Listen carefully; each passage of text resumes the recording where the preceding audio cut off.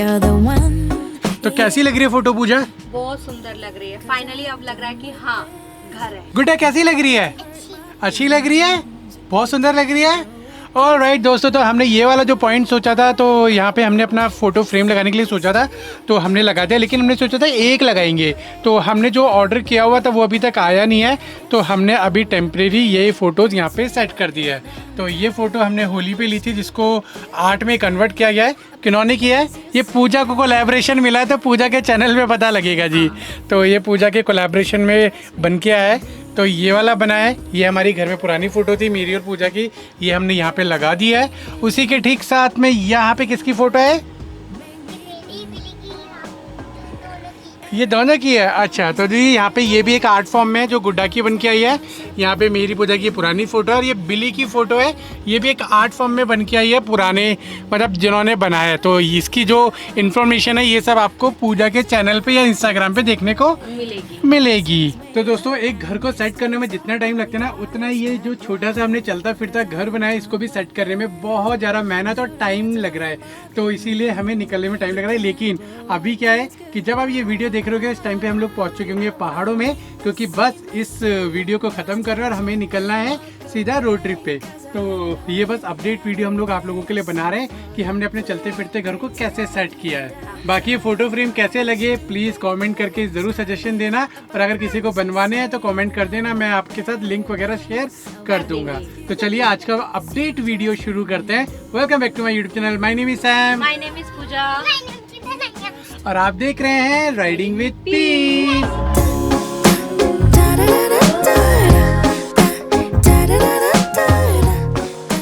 तो बहुत सारे लोगों के सवाल आ रहे थे कि सैम भाई अपने आगे वाली विंडशील्ड को कैसे कवर करोगे, कैसे ब्लाइंड करोगे, और पीछे भी शीशों को कैसे ब्लाइंड करोगे।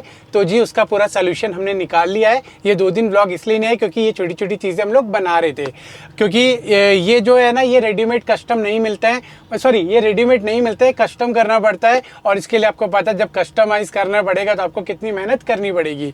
तो जी ये आगे आपने देखा ये सिल्वर फॉइल जो हमने वॉशरूम की विंडो को कवर किया था, ये वही शीट बची हुई थी, तो हमने इसको प्रॉपर तरीके से बना लिया है जैसे मार्केट से मिलता है।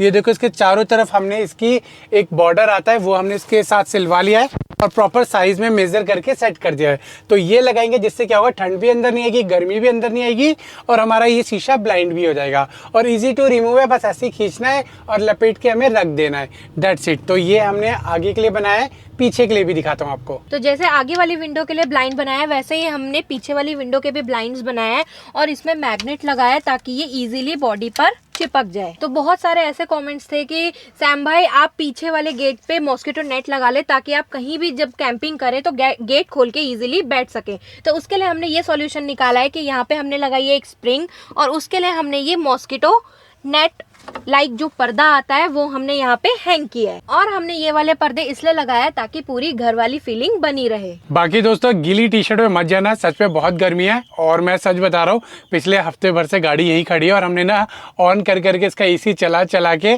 पूरा डीजल खत्म कर लिया, और अब ये रिजर्व से भी बिल्कुल डाउन में आ चुकी है।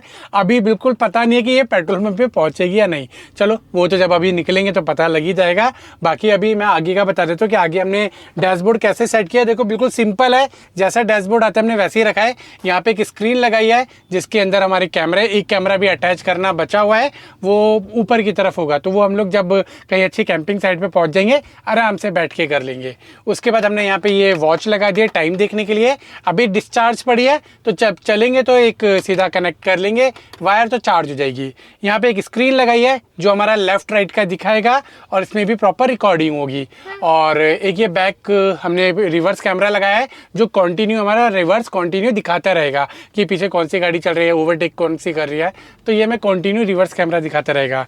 बाकी यहाँ पे हमने एक USB लगा लिया है और बटन वगैरह लगा दिए इनको ऑन ऑफ करने के लिए। तो डैशबोर्ड बिल्कुल सिंपल सा रखा हुआ है अभी, और कुछ नहीं है।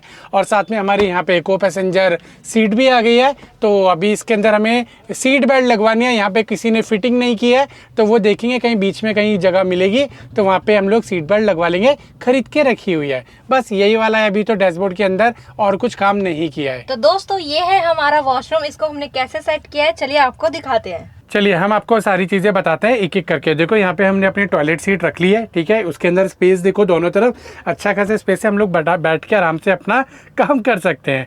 बाकी ठीक उसके सामने हमने अपनी शावर पाइप, जेट स्प्रे और नल वगैरह सब कुछ सेट कर दिया है, और शावर भी लगा दिया कि बैठ के हम लोग यहाँ पे आराम से नहा सकते हैं। बाकी इधर आ गया हमारा टूथपेस्ट, साबुन वगैरह सब कुछ। इधर शैम्पू, हैंड वॉश आ गया है। नीचे हमारा बिल्ली का साबुन आ जाएगा अभी, और एक छोटा सा डस्टबिन रख दिया है, मग्गा रख दिया है। बाकी इधर टॉयलेट सीट को क्लीन करने के लिए उधर हमने एक ब्रश भी टांग दिया है, जो इसमें पाउडर डलता है वो पाउडर भी साइड में लग दिया है। यहाँ पे हमारे जूना आ गया, और अभी एक दो चीज़ ये रखी हुई है ताकि अगर कुछ चीज़ टांगनी पड़े तो हम लोग टांग सके। बाकी हमारा टॉवल रैक आ गया है जिसके ऊपर टॉवल वगैरह डाल सकते हैं, और यहाँ पे हमारे सारे Surf Excel, face wash, body lotion, ये सारी चीज़ें हमारी यहाँ पे रख गई है। और एक फ़ैन भी लगा दिया है ताकि हवा हमें चालू करनी पड़े तो हवा भी डाल सके, और ये हमारा एग्जॉस्ट फ़ैन जो हमारा काम करेगा। बाकी ये हमारा शावर कर्टेन हो गया, ताकि जब हम लोग ये वाला गेट बंद करें यहाँ पे तो ये हमारा गीला ना हो, और ये हमारा शावर जो कर्टेन है ये उसको बचा सके। ये वाला गेट बहुत अच्छा है, बहुत रिलायबल है, और बढ़िया भी लग रहा है। बाकी यहाँ पे एक हैंड टॉवल हमने इस तरीके से टांग दी है ताकि अगर हाथ वगैरह कभी भी पहुँचने हो तो हम लोग यहाँ पे पहुँच सकते हैं। तो कुछ ऐसा अरेंजमेंट अभी हमने किया हुआ है। बाकी हमने कैबिन के अंदर नीचे की तरफ ये कारपेट लेके आए थे, ये हमने डाल दिया। ये बहुत सॉफ्ट है, बहुत बढ़िया है, अच्छी फीलिंग आ रही है इसके ऊपर, तो ये इस तरीके से हमने सेट कर दिया है। बाकी एक अभी हमने वहाँ पे भी मैट लगाया है, वहाँ पे एक और लगाना हमारा बचता है, और ये फ्लोर के ऊपर हमने ये वाला मैट भी लगा दिया है ताकि हमें घर वाली फीलिंग रहे हमेशा। और उसके बाद यहाँ पे आ जाता है हमारा किचन सेट। अब किचन तो आपको ऑलरेडी हम दिखा ही चुके हैं। यहाँ पे हमारा वॉश बेसिन हो गया है, और यहाँ पे हमारा गैस चूल्हा हो गया है। तो इसको इस तरीके से अभी हमने ढक दिया है, और ये एक छोटा सा कारपेट लिया था किचन के लिए ताकि बर्तन वगैरह धो के रखे तो ये उसके वाटर को सोक कर ले। बाकी दोस्तों ये ड्रॉर हमारी खुल रही थी, इसके लिए हमें कोई भी क्लैम्प वगैरह नहीं मिल रहा था, तो हमने यहाँ पे क्या किया है, ये छोटी छोटी सी क्लिप्स लगा दी है। ये तार की लेंटर वायर आता है ना, उसकी ये छोटी सी क्लिप बनाई है मैंने, ये आप देख सकते हो, और एक स्क्रू लगा दिया है ताकि जब हमें इसे खोलना हो तो खोल सके, और इसको बंद करना हो तो हम लोग बस ये ऐसे वायर अटका दे ताकि ये हमारी बाहर ना आए। तो ये चारों की चारों ड्रॉर्स हमारी ऐसे अटक गई है, और ये बहुत ही रिलायबल लग रहा है, रिपेयरेबल लग रहा है, और अच्छा सोल्यूशन है। तो चाहते तो यहाँ पे कुछ और भी लगा सकते थे, लेकिन अभी ट्रिप पे निकलना है तो अभी इसीलिए हमने एक छोटा सा ये जुगाड़ बना लिया है जो हमारा सक्सेसफुली काम कर रहा है। इसमें ये ड्रॉर खुलने नहीं वाली है। तो दोस्तों आप लोग तो अच्छे से जानते हो कि मुझे कोई भी एक्सपीरियंस नहीं था वैन बनाने का, कार पेंटरिंग का, तो मैंने वो चीज़ें डिसाइड ही नहीं की थी, क्योंकि फ़ॉरेन में तो ऑलरेडी उस तरीके के चैनल्स आते हैं, यहाँ मिलते ही नहीं है। जो लॉकिंग वाले आते भी है तो बहुत टाइम से हमें इंपोर्ट कराने पड़ते हैं। तो ये सारी चीज़ें देखते हुए हमने जब बिल्ड करना शुरू किया, बाद में धीरे धीरे हर एक चीज़ को पता लगा। अब क्या है ना, इसमें ना मार्जिन वाला वो होता है सारा काम। अगर आपने मार्जिन पहले से छोड़ा हुआ है किसी चीज़ के लिए तो आप उसमें एडिट कर सकते हो। अगर आपने मार्जिन नहीं छोड़ा है तो आप बाद में उसको एडिट नहीं कर सकते, आपको दोबारा से रीबिल्ड करना पड़ेगा। तो इसीलिए ये छोटा सा जुगाड़ बनाया, हमारा सक्सेसफुली काम करेगा, और हो गया काम। मतलब मेरे 15 रुपये भी नहीं लगे इन ड्रॉर्स को होल्ड करने के लिए। अदरवाइज़ वो क्लैम्प वगैरह लेके आया था 300-300, 400-400 रुपये की, वो सब बेकार, मतलब फिट ही नहीं हो रही थी क्योंकि जगह ही नहीं है। बाकी फिर वो बहुत ह्यूज भी लगती है। छोटा सा काम हो गया यहाँ पे, और पता भी नहीं लगेगा कि हमने कोई लॉकिंग सिस्टम किया है। पर ये बहुत अच्छा काम हो गया, इससे ना देखो निकल खिंच भी नहीं रहा है, तो इट मीन्स कि जब गाड़ी चलेगी ना तो ये नहीं खुलने वाला है। तो ये अभी तो हमने ड्रॉर्स को रोकने के लिए हिसाब किताब सेट कर लिया है। बाकी आपने देख ही लिया था, यहाँ पे हमने अपनी बॉटल्स लगाई ली थी। यहाँ हमारा गैस चूल्हा हो गया जिसको हमने ऐसे ढक दिया था, क्योंकि जब हम लोग चलेंगे तो ये ब्लाइंड्स को ओपन कर देंगे तो बाहर से किसी भी गैस चूल्हा वगैरह ना दिखे, इसलिए हमने ये कपड़े वगैरह डाल दिए हैं। तो ये तो हो गया हमारा किचन का सेटअप, जिसके अंदर मैं आपको दिखा देता हूँ कि हमने यहाँ पे सारी कटलरीज वगैरह सेट कर ली है। और इस लॉक को बंद करते हैं, दूसरा लॉक खोलते हैं। ये देखो यहाँ पे हमारे सारे प्लेट्स वगैरह आ गई है, और इसको बंद करते हैं, तीसरी खोलते हैं। यहाँ पे खोलते हैं तो यहाँ पे हमारे सारे बर्तन वगैरह आ गए, हमारे मग्स आ गए, और भी बहुत सारी चीज़ें आ गई है। और ये ऑलरेडी ढलान पे खड़ी है तो ये अपने आप खुले जा रहे हैं। हाँ तो देखो दोस्तों, तो इस तरीके से खुल रही थी। तो अब हमने जो इसमें लॉकिंग सिस्टम किया है, लॉकिंग सिस्टम करने का, बेटा रुको, इसको बंद करो पहले अच्छे से, अब बंद करो। और यहाँ से हमने इसको लॉक कर दिया और छोड़ दो। अब ये खुलेगी नहीं। और अब नीचे वाली ओपन करनी तो यहाँ से इसको लॉक को ऊपर करना है और नीचे खुल जाएगा सारा। अभी कारपेट है तो इसीलिए वो नहीं ओपन हो रहा है। बाकी इसके अंदर हमारा कुकर वगैरह, कढ़ाई वगैरह सब आ गया है। एक्स्ट्रा हमें किसी चीज़ की ज़रूरत पड़ी ही नहीं है। तो यहाँ पे हमने इसको लॉक कर दिया, अभी खुलेगी नहीं। बाकी हमने इसके अंदर सारे जितना भी हमारी एक्स्ट्रा ग्रॉसरीज थी ये सब कुछ हमने यहाँ पे सेट कर दिया है दोस्तों। जितनी भी एक्स्ट्रा ग्रॉसरीज और जो भी एक्स्ट्रा डब्बे वगैरह थे यहाँ पे वैसे हमारा फ्रिज आने वाला है। हाँ। तो अभी फ्रिज हमें वो साइज़ का मिल नहीं रहा है तो इसलिए हमने ख़रीदा नहीं। और लद्दाख में अभी माउंटेन में ज़रूरत नहीं पड़ेगी तो इसीलिए हमने अभी उसको अभी ख़रीदा नहीं है। इसमें हमने अपने एक्स्ट्रा डब्बे रख दिए तो इसीलिए वो जगह बच गई तो हमने एक्स्ट्रा डब्बे रख दिए। बाकी दोस्तों ये वाली वॉल थी तो इस वॉल के ऊपर हमने यहाँ पे शीशा लगा दिया है। उसके नीचे हमने फ़ोटो फ्रेम सेट कर दिए हैं। तो ये वॉल्स हमारी प्रॉपर सेट हो गई है घर की तरह।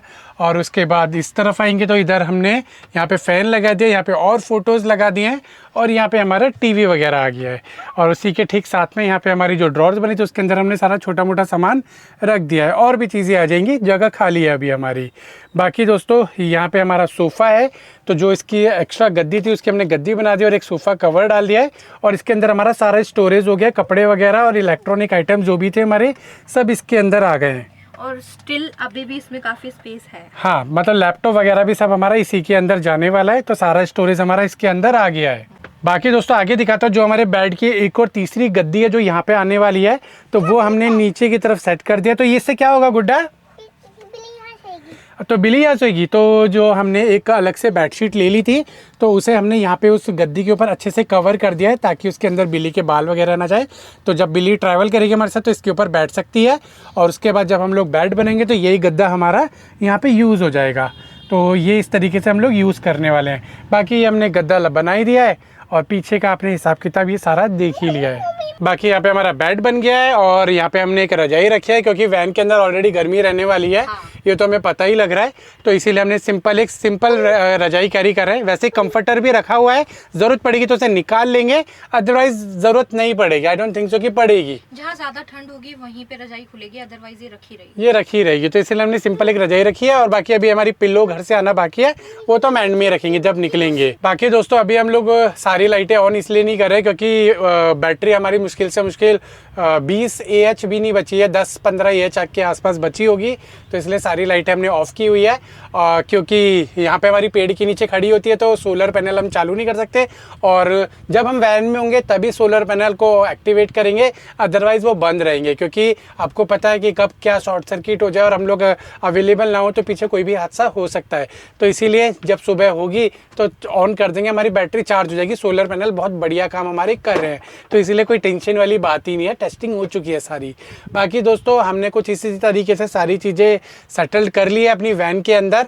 और क्या क्या चीज़ें किस किस तरीके से होती है इसका एक फाइनल वीडियो मैं आप लोगों के लिए बनाऊंगा और हर एक चीज़ को एक्सप्लेन भी करूंगा कौन सी चीज़ किस लिए बनी हुई है। ये जस्ट अपडेट वीडियो बना रहा था कि अब हम प्रॉपर रेडी हो चुके हैं और जब आप ये वीडियो देख रहे होगे हम लोग माउंटेन्स के अंदर पहुंच चुके होंगे। बाकी इस बार हम लोग डूडल साइकिल लेके नहीं जा रहे हैं क्योंकि अभी हम लोगों को ये कैंपर वैन ऐसी टेस्ट करनी है और माउंटेन्स के अंदर आई डोंट थिंक सो कि हमें ज़रूरत पड़ेगी क्योंकि वैन ऑलरेडी अच्छी खासी सेटल्ड है और मैं अकेला तो नहीं जा पाऊँगा साइकिल लेके कहीं भी अगर जाना होगा।